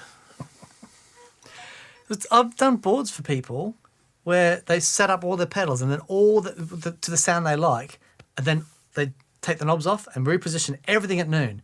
Wow. So they get to the know gig, where it it's is. like, oh, okay, I just need a little bit more treble there, but they know where the starting position is for everything. Oh, wow. Yeah. That's interesting. That's Isn't it? really, really, really interesting. John W777, P.S. Still holding out for my TPS onesie. It's on the way, mate. Maybe in time for Grimbletide, we could do it. Oh, can we please? Yeah. Can we? Victor Gustafsson from Sweden. He says, hey, I never thought the battery type would matter, but oh my god. I tried a zinc carbon in a Dunlop JH2 and the fretboard felt like butter instead of sandpaper. It shouldn't make a difference. Should it? It totally makes a difference. It totally makes a difference. The reason being, there's more resistance, internal resistance in the old carbon batteries than there is in the alkaline batteries, and the alkaline batteries can deliver the current can deliver current faster. As the old carbon batteries deliver current, there's more internal resistance. And it does make a difference to those transistors. Nice. Yeah, it really does.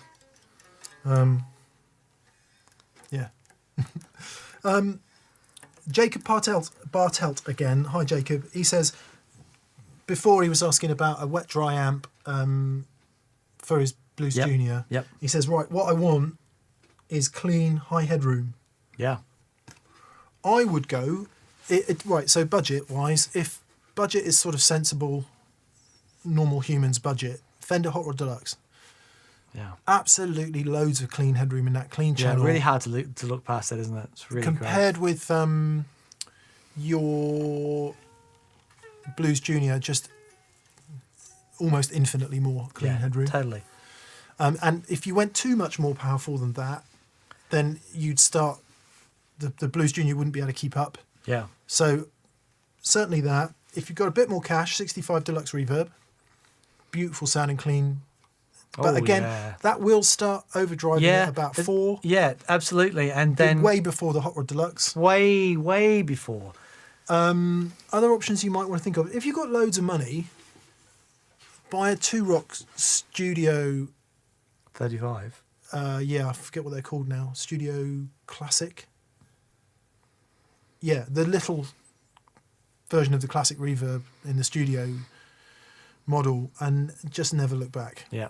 There's very little you could get that is going to be any better than that. Yeah. But they are, borderline crazy person's money. Yeah. Or find an old high watt. Oh yeah, 50 watt high watt would do it. Man. 100 watt high watt will blow your head off. Yep. That's very nice. Tone King Imperial Mark Tone King II. Imperial. Oh. Quite a lot of headroom in that, in the clean channel. What else? Mesa Lone Star. Yep. Tons of clean headroom in the Mesa Lone Star, or you could also look at the Fillmore. Fillmore's very nice, yeah. Because I don't think they make the Lone Star anymore, but the Fillmore. In fact, Mesas in general are pretty good for clean headroom in the clean channel. Because you are in the US, where Mesas are more attainable than they are here. But yeah, I mean,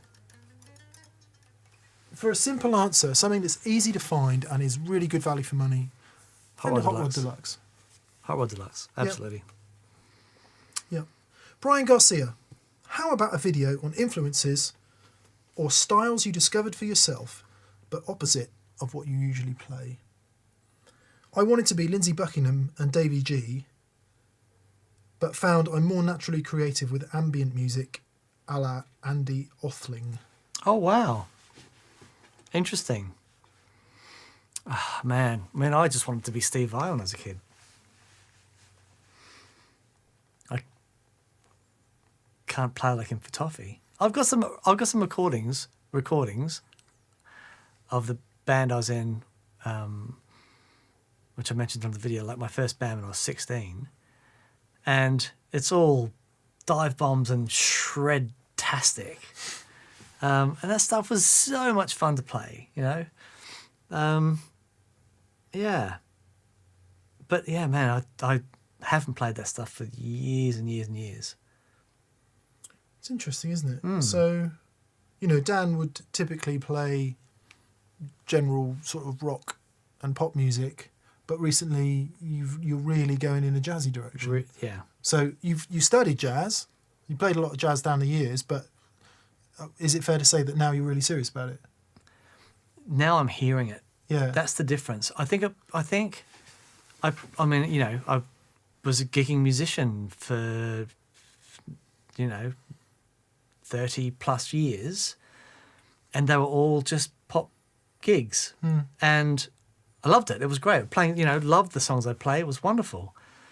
But now I'd studied music and studied jazz, and I loved studying it, and understanding music and how the function of chords and that sort of stuff, and we've talked about it quite a lot before, has really set me up to be able to do what I do. But as I've listened to more and more jazz over the years, it's only in the last couple of years where a lot of this stuff I've heard has started to make sense. Yeah, right. It's taken me a long time, but now I hear it. I hear these artists and I'm going, oh, this is the most incredible stuff. And it's taken me a long time, but I'm now hearing it. Yeah. I'm now hearing those changes and hearing, it doesn't just sound like noise. I can hear the melody, and it's like, and it has, fair to say, it's blown my mind. But it has taken a long time. Yeah, well, maybe there is something there video-wise. For me, it's really tough, because what happens when we film this show is that hopefully it's obvious, but what happens is there's a lot of messing about, a lot of running around, and then at some point somebody says, right, go. The cameras get switched on, the audio gear gets switched on, and if the show ends up being, like in the case of this week, 1 hour and 7 or whatever it was, the roll time on that will be about 1 hour and 15. Yeah. And the stuff that gets cut is, I don't know, we forget a spec of a pedal, so we just need to quickly check it online, or, I don't know, a power supply goes screwy, or somebody breaks a string. Actually, if we break a string, we normally leave it in. Or we go off on a tangent, or guitar goes horribly out of tune. That's the stuff that gets cut, but it's not much, is what I'm saying. So what you're playing is everything, nothing is rehearsed. Yeah. Neither of us practice before the show goes. It's literally go, play. What that means is, what tends to come out is a bit of safety. Sure. And sometimes we'll go off on one if the sound is particularly inspiring. And leading you down, yeah. We'll let go. But generally, I usually stick to a fairly slim bunch of stuff that I would normally play, because it's safe. It means we don't have to do retakes. We don't have to, waste loads of money on tape. To use the analogy, obviously we're not using tape, but everything else costs money. Mine is money. So everything's a bit safe, is what I'm saying. However, when I'm in a recording environment or doing anything creative, I pretty much never play that stuff. Yeah, right. I'm always, I'm quite often viewed as this sort of Luddite person who's not into textures or anything remotely experimental. But if you listen to some of the stuff I record, that's pretty much all I do. So, and it's a different headspace, isn't it? Totally. Like on my own songs, there are guitar solos, but not. I mean, on the one we did for UA, there was a guitar solo because it was for that pedal show. Therefore, it had to have a guitar solo in it. Yeah. But generally, not really. I much prefer textures and layering stuff and getting stuff to sit in a mix. I love that. I really love it. Yeah. So I don't know if there might be something in that. Yeah. But I've just booked a lesson with Mike Stern. Nice. I can't wait. I'm so excited. I text Andy Timmons, because I know he's really close with Mike. He said, give him my love. But I'm been listening to Mike's back catalogue, and it's like, so this is really interesting, because I listened to Mike back in the 90s. I'm like, yeah, that's really good. But now when I listen to him, I'm like, oh my word. It's amazing. So I'm hearing things different now. Yeah. Yeah, and I just saw this thing on Facebook. It says, Mike's going to do a few lessons. And I went, yeah. And I got in there. Come on. Nice. So yeah, can't wait. Have you got any themes planned, or are you gonna? I've got some things I want to ask him. Yeah, like how'd you do that? Yeah, there's some stuff. So there's an amazing solo that he played with Miles Davis called Fat Time. And there's a few things in there where he's playing, it's like 16th note triplets and groups of fours and stuff. I'm trying to work out. His feel is amazing, but how he just flows so easily into these crazy subdivisions, and it's so even and smooth. And I'm just, man, how do you do that?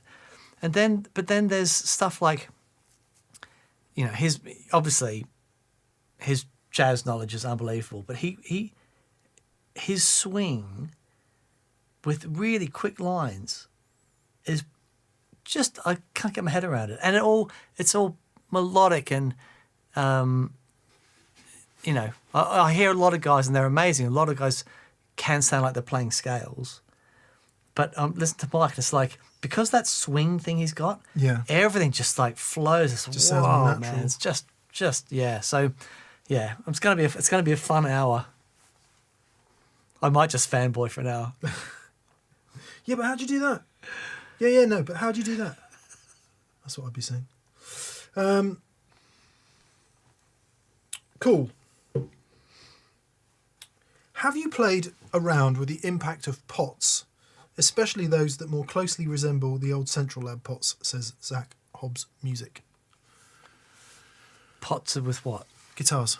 Oh. So the old pots that were in Gibson's, I guess, Central Labs, was that, or Fenders? The most amazing thing with pots is you get 10 CTS pots and they'll all measure differently. So for me, it's much less about the brand and that of the pot. It's about measuring your pots and making sure that you're not putting a 470k pot in where you want 500k. That is just the tip of the iceberg, because the value of the pot is one thing. What it's made of is entirely another. Totally. Paper and all that stuff. Very long conversation with Ron Ellis, who was just saying that the modern pots just don't sound like the old pots. Yeah, right. Made out of different stuff.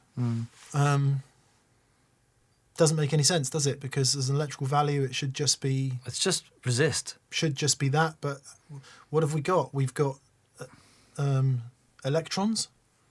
Electrons. Flowing. Yeah, well, yeah. Have we? Like, it's physical, isn't it?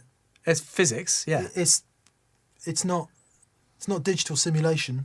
No. It's actual stuff happening, real stuff.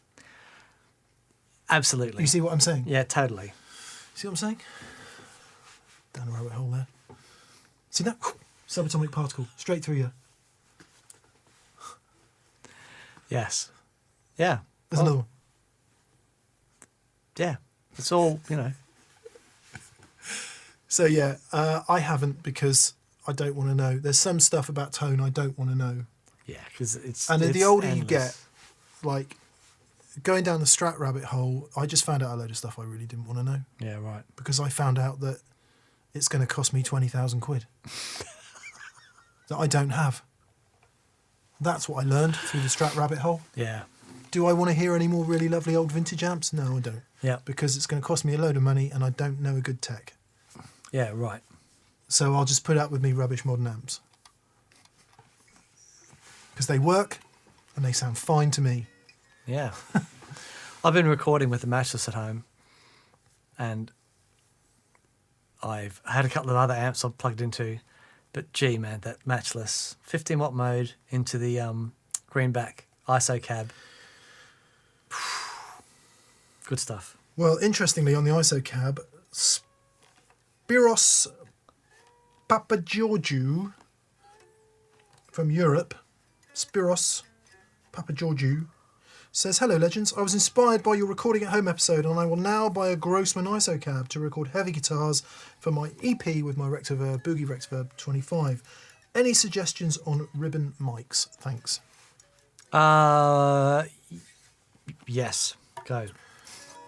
Don't use one. Good. In the ISO cab. Yeah. Because it'll be laying down flat. Yeah, ribbon mics are best when they're upright. Yeah. There are those that are supposedly more robust, but Dan thinks he's broken his. I haven't tested it yet. And actually, if you're recording heavy tones, I'm going to draw on a bunch of old generalizations here, but what you really want, check out the work of Bob Rock. Yeah. Who I think used a Sennheiser MD421 and an SM57, maybe. A couple of dynamic mics. Watch Tim Pierce's channel. Tim Pierce did a video ages ago on... He's got his cab in his live room and there's a bunch of mics on it and they're all fed through to his desk and he records everything, and then he can just mix the mics to whatever works. Because if a single mic, that's it, you're done. It's a single mic, you can EQ it, you can do whatever you want to it, and it's all good. And if the positioning is good, great, sounds good. We only use single mics here, and it sounds fine. When you're recording, having a mix of those two mics, as much as anything else, it sort of enables you to tune that mid-range. Yeah. In a really beautiful way. So can you put two mics in the Grossman? Yeah, it's 3. Yeah. So it might be that instead of getting a really expensive ribbon mic, first choice would be the famous thing with the grill on it. The Sennheiser? No. Really famous. The most famous ribbon mic there is for guitars. 121. Oh, the Royer. Royer. Yeah. Would be that. Second is the Sontronics Delta 2, which we really like. And then there's a whole... Bayer do a really nice ribbon. M88 maybe. But, they are fragile, even the modern ones. Yep. So I just go for a couple of decent dynamics, especially if you're recording heavy music. Because Tell you want what, that man. punch. You put an SM57 and then something else. Yeah. I'm a big fan of small diaphragm condensers for heavy sounds as well, because it's so quick. Yeah. You get the transient, you get the high-end response. What are the AKG ones I've been using? What are they called? Are they condensers? No, dynamics. Really old-fashioned things, aren't they? D150E Sound or really something? nice. Ah, wonderful. I think all of the guitar tracks on my EP are recorded with that thing. It just sounds unreal. AKG D190. Yeah, you want the 190E that's got the... Yeah, we got a bunch of these. Yeah, Pretty cheap on reverb.com. Yeah. Not now, they'll be really expensive. Yeah, Paul Stacey's SM57 and some kind of small diaphragm condenser, that's what I'd go for.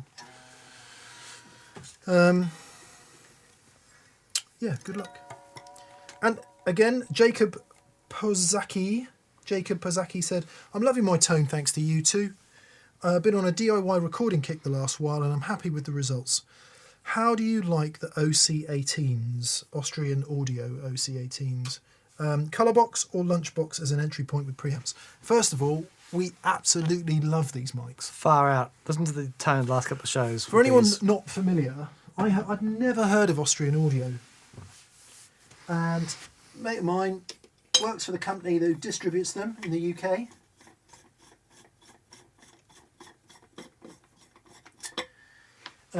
Austrian Audio, a bunch of people who used to work for AKG, I think, maybe.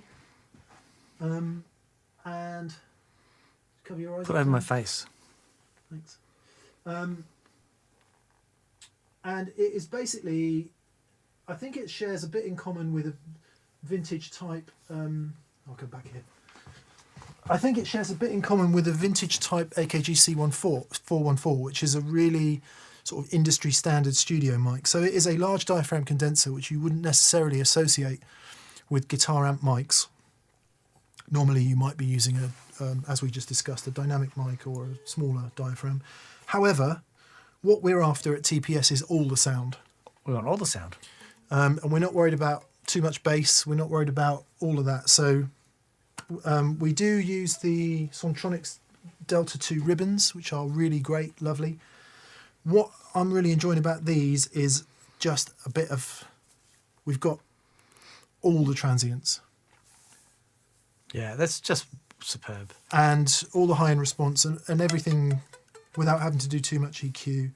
And SPL. Because we play loud, I think we were starting to compress those ribbons a little bit. Yeah. You'd really notice it on my 2-Rock where I'd be listening back and I'd be like, hang on, something's giving up here. And I don't know that it's the mic, but certainly when we were using the Neumann TLM 102s on the 2-Rock, it did not give up. Yeah. So they're great as well. Anyway, yes, we really like these. And we got them because my mate works for the company that distributes them, and he phoned me up and he said, you should really try them. So I said, okay then. Yeah. Anyway, I have, even though he's my mate, I've asked them to send us an invoice because we're going to buy them. Yeah, great. So, yes. And preamp-wise, we just run them into our Universal Audio Apollo 8Ps. and we use the unison preamps in those. I haven't actually tried it into a colour box. That would be pretty Good cool. shout, actually. That's really interesting. One of our aims here is that we're just doing the control room next door, so that we I can can't wait for you all to see it. Far out. It's amazing. do some more serious recording. And our hope is to get at least 2, if not 4, analog channels. So maybe end up with something semi-nice like a Neve 1073 or something like that. But no moaning whatsoever about the pre's in the UA stuff. Unreal. Very nice. Yeah. Colour very box good. would be interesting. Graham Stead. Hello, Graham. He says, turned 50. Hey, congratulations, Graham. So, SG Special in Pelham. Nice. The gain chain is Octafuzz, Fuzzface, Broadcast, Boost, Clon, Boost, Rat, AC15. Where would a treble boost fit? Oh, boy. Up the front Yeah. is where you want your treble booster. So I love treble boost into gain stages. Think about what you're doing.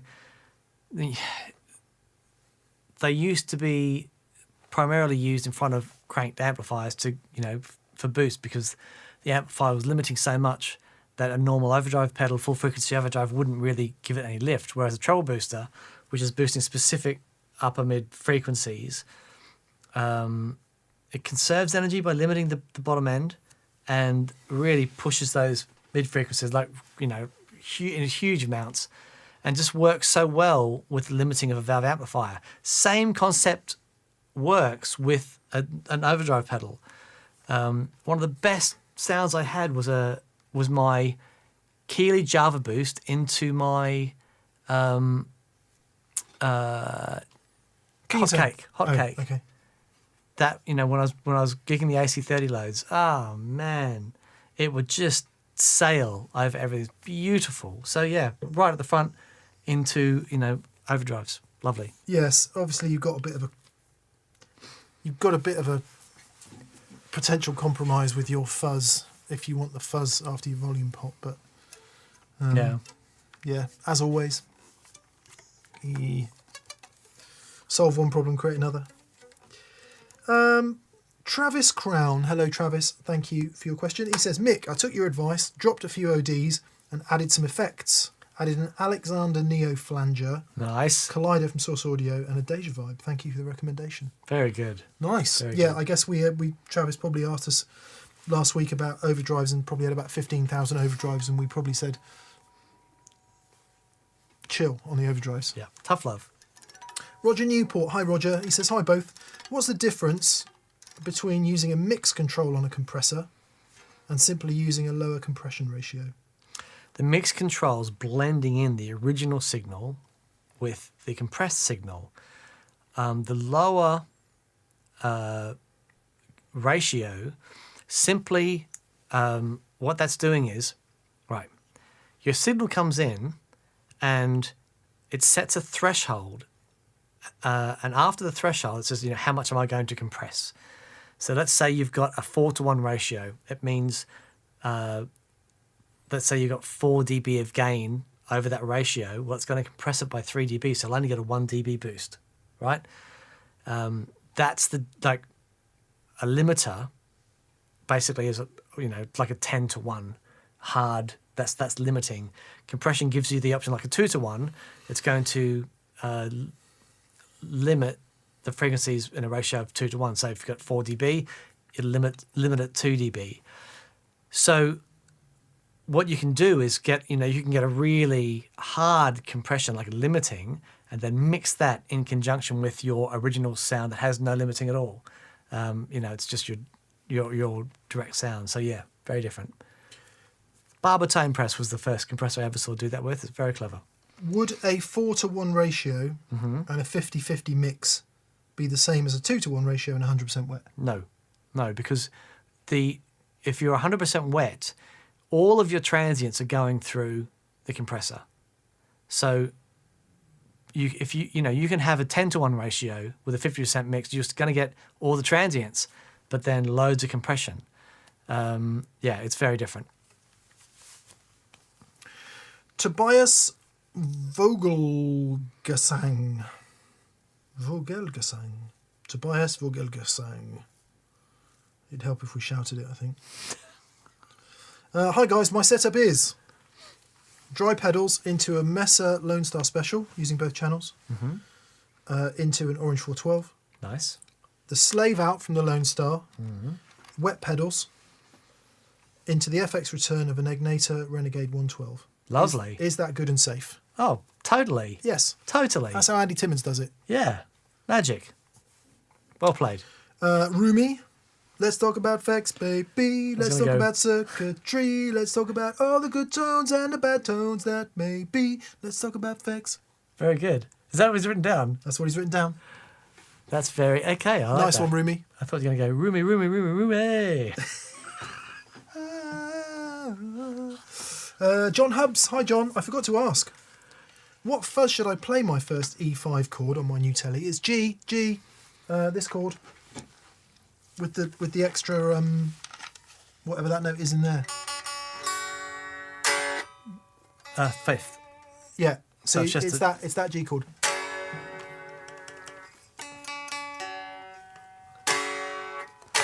Is the chord you have to play. And you say, what fuzz should you use?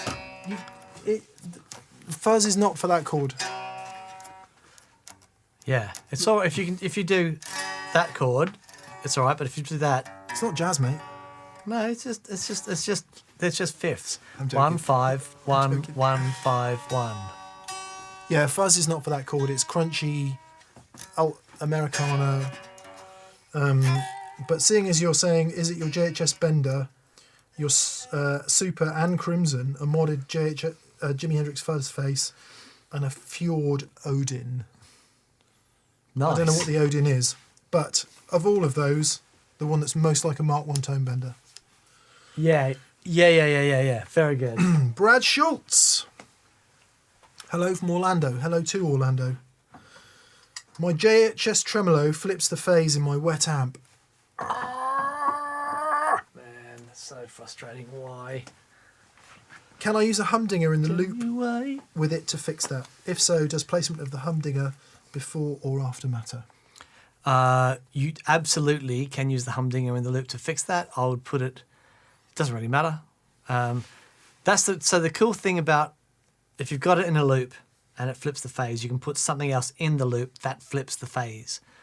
I actually think what I'm going to do is just create a little. So you can do a non-inverting buffer and an inverting buffer. So you could do an inverting buffer. I might just do a little inverting buffer. So if people have that issue, just stick it in line with it. Yeah. Bang. Boom. Job done. Bang. You don't say in the loop with it. If you've got G3, you can flip the phase on each individual loop. No. Can't you? You can flip the phase per preset, Ah. but it's one transformer on the second output that's Oh, I didn't know that. flipping that. You can flip the phase if you've got something. If you've got a. If you're doing So effects if in you had parallel, parallel. you can flip the phase and the effect in parallel. But if Yeah. you've got everything in line, because it's just the true bypass loops, and you're sticking something in, and it's flipping the phase. It's only an issue if you're flipping the phase in one amp Dry. relative to another. Exactly. Yeah. So that's when it is, as you found, that's when that becomes an issue. So Yeah. you'd have that in a loop that you put something that flips the phase in with that as well, and yeah, away you go. Yeah. So yes, humdinger will fix it. Yep. Yeah. Peter de Leon. Peter de Leon. Oh, You been to Leon? Leon. Beautiful. No, this is Leon, as in the serial killer guy. No, the assassin. Leon. Yeah. Okay. Yeah, but they would say Leon. We watched that. I watched that a few weeks ago. So, in Australia, it was called The Professional. Because I don't know, we're not good with names. The Great British Bake Off in the US is called the British Baking Show. That's funny. I'd Right. have just said no. I'd have said no. Don't care how much. I don't care how much. Just no. Very good. Peter de Leon says, Strat, and I've got two 35-watt clean Fender-esque amps in wet dry. Steel stringer, Vertex, a fuzz face, tone bender, big muff, blues breaker and OCD. Running always on spring reverb and analog slapback. What are your gain stage order ideas, specifically Mick?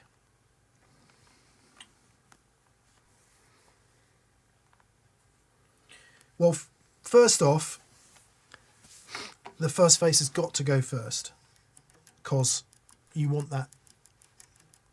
If it's a Strat, clean Fender amp, you want that interaction off the volume knob, and if you put it anywhere other than first, you're not going to get that. So fuzz face first.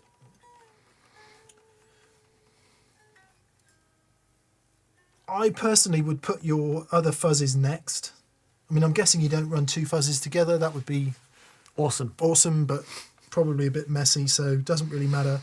Just depends. The tone bender should be all right anywhere. Big muff. Well, they're all true. By the looks of things, they're all true bypass, so no big deal there. What do you use your steel stringer for? If you use that for your solo boost, put it last. And your blues breaker and your OCD, I would put the highest gain one first. Yes. Yep. So go fuzzes, and then go in order of gain, higher gain to lower gain. Because if you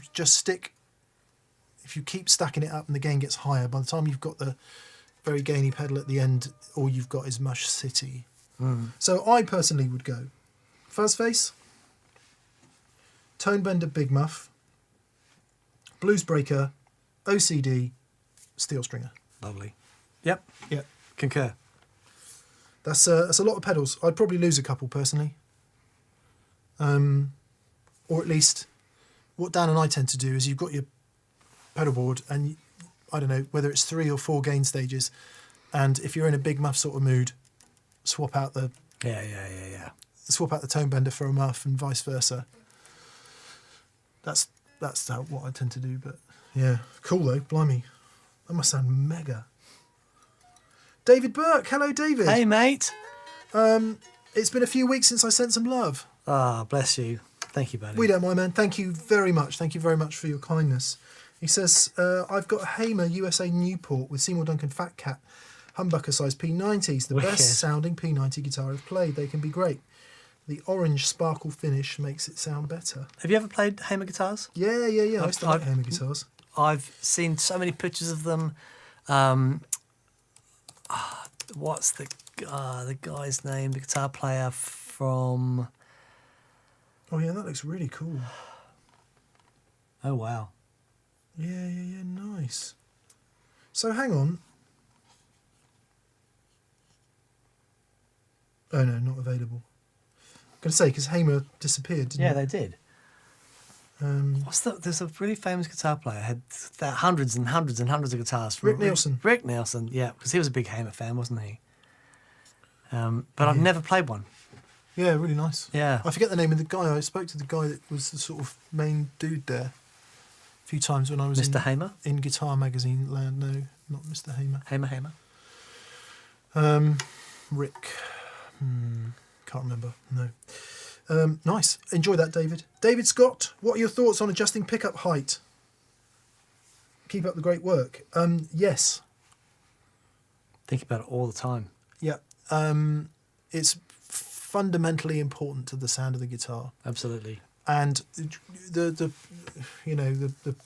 bad advice is get them as high as you possibly can without causing any adverse effects on the string vibration. But it's not as simple as that, because sometimes they just sound a bit further away, and I like them a bit further away on Strats. Yes. Totally. For a bit more dynamic range. But yeah, massively important to how the guitar sounds. And really the only way you can do it, what I would do if you're confused, is, word of warning, when adjusting them, it is possible to undo the pickup in the pickguard or mount, which will give you a terrible job trying to do it up again, because the screw will come out of the pickup And it just flaps thing around. and it'll flap around. like your worst bass player. Like a plastic bag flapping in the breeze on a barbed wire fence. But adjust it as high as it'll go and adjust it as low as it'll go and hear the difference. And that will give you a range within which you can work. But don't spend hours worrying about it. Put it in somewhere in the middle. Think about playing the guitar and life will be better. Very good. Yep. Chris Nolter. Hello from Northern Virginia, outside of Washington, D.C. With an AC-15, I know your answer, Dan. Is the Celestian Blue worth the extra $200? Yes. Unequivocally, absolutely, yes. Although, interestingly, ours has got a green back. And That sounds great. Sounds pretty good. Celestian Blue. But the blue is something special. Or at least a good blue is something special. Yeah. Yeah, they're wonderful. Yeah. Really, really wonderful. It is the sound. It is the sound No of question. Vox. Lane Hillard. Hey, y'all, he says. I messaged a while ago about a Telecaster recommendation. On your advice, I grabbed a Vintera in Lake Placid Blue, and I couldn't be happier. Cheers Nice. from Dallas. Awesome. Well done, mate. That's great to know, Lane. Brilliant. Glad that worked out for you. Cool guitars. Wonderful guitars. And there you are in Dallas. Wow. Sub Rosa. On custom guitar topic, have you considered a luthiery course? I did this last year and 2 weeks, built an OM acoustic from scratch. No way. Really? Yeah. That's they, mega. They come in sort of semi-kit form, don't they? And you put it together. You can still buy kits from Martin, I believe. No way. Yeah, I think so. Always used to be. I mean, whether it's, certainly in recent years you were able to buy a kit from Martin. But yeah. I wouldn't attempt such a thing. I'd have enough pain and suffering in my life without A, chiselling through my thumb, or B, hating the guitar that I built.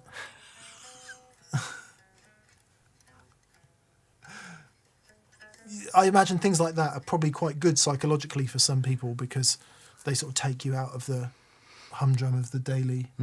But knowing as much as I do about guitars and having been to most of the really high-end guitar factories over the years and watched people with 50 years experience doing it, I'd just be sat there feeling bad, truth be told. Oh, man. Yeah. When you see Bruce at Collings level a spruce top, it's like, oh my God, you really know how to do that. And you see some dude like, you know, meticulously chiseling some lining or a brace, and it's like, wow, it's a different thing. I was at Johnny Kincaid's, and this guy bought in this guitar that he paid a lot of money for. His mate had made it for him, and I think it was the second guitar that he made, and I just felt so bad for the guy because obviously it's a custom guitar that he ordered and he couldn't take it back. But he just wanted Johnny to have a look at it. He said, I'm really struggling with this guitar. I wanted your professional opinion. My goodness. It's like asking It's Bill, hard. Look, far out, man. it's like asking Bill Bruford for a drum lesson, isn't it? I met Drums, him. not for He you, was son. absolutely lovely. I told you about Bill Griffith, sorry. We don't have time, do we? Sorry. No, we don't. No. Anyway, we hope you like that guitar, and it was an enlightening experience, and you can play it, and it plays in tune and everything. Amazing. It's a Well pretty done. Cool thing. Yeah. I mean, imagine, Applause. you know, look at your guitar, and I made that. Incredible. That's got to be pretty cool. Absolutely. Serial Frost.